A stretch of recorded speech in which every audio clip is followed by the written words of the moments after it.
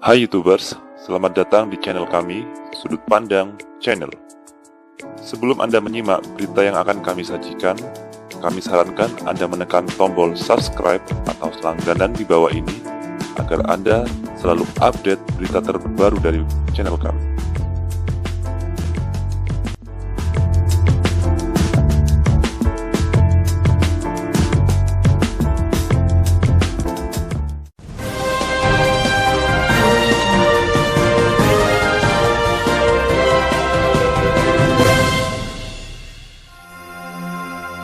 Anggota Komisi 1 DPR RI dari fraksi Partai Demokrat, Teguh Rifki Harsha, mengatakan harusnya pemerintah berempati kepada rakyat saat pandemi corona.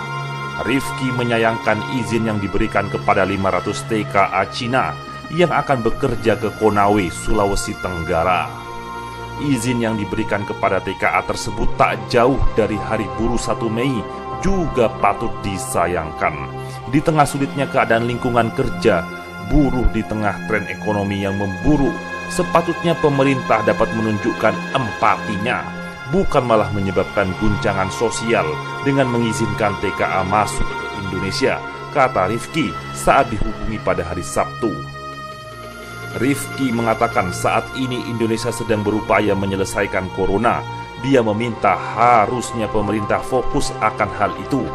Indonesia pada saat ini masih berupaya menyelesaikan masalah COVID-19 dan berbagai dampak yang dibawanya. Oleh karena itu, seluruh instansi pemerintah harus fokus menyelesaikan masalah tersebut, terutama pada mekanisme PSBB yang telah diterapkan, kata Rifki. Sekjen Partai Demokrat itu menyebut, harusnya pemerintah mengambil keputusan bijak terhadap 500 TKA tersebut.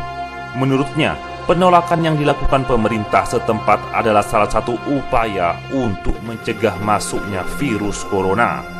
Adapun untuk isu masuknya 500 TKA Tiongkok ke Konawe harusnya dihadapi secara bijak oleh berbagai pihak.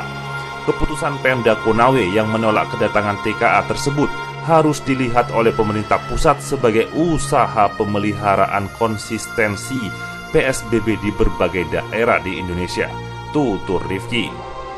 Meski secara resmi Konawe bukan merupakan daerah yang menerapkan PSBB, pencegahan penyebaran COVID di wilayah tersebut dengan membatasi mobilitas masuk manusia, khususnya dari daerah yang menjadi sumber virus, patut dihormati dan dipahami bersama, imbu Rifki. Lebih lanjut, Rifki kemudian menyinggung larangan untuk masuk dan singgah terhadap warga negara asing termasuk Tiongkok. Harusnya pemerintah menaati larangan itu.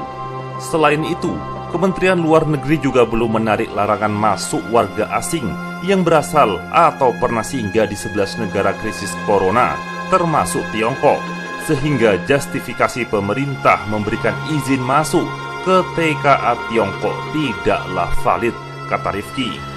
Diketahui TKA asal Cina berjumlah 500 orang direncanakan akan datang ke Indonesia untuk bekerja di perusahaan pemurnian nikel PT VDNI Morosi, Kabupaten Konawe. Perusahaan itu diketahui sudah mendapatkan izin dari pemerintah pusat pada 22 April lalu.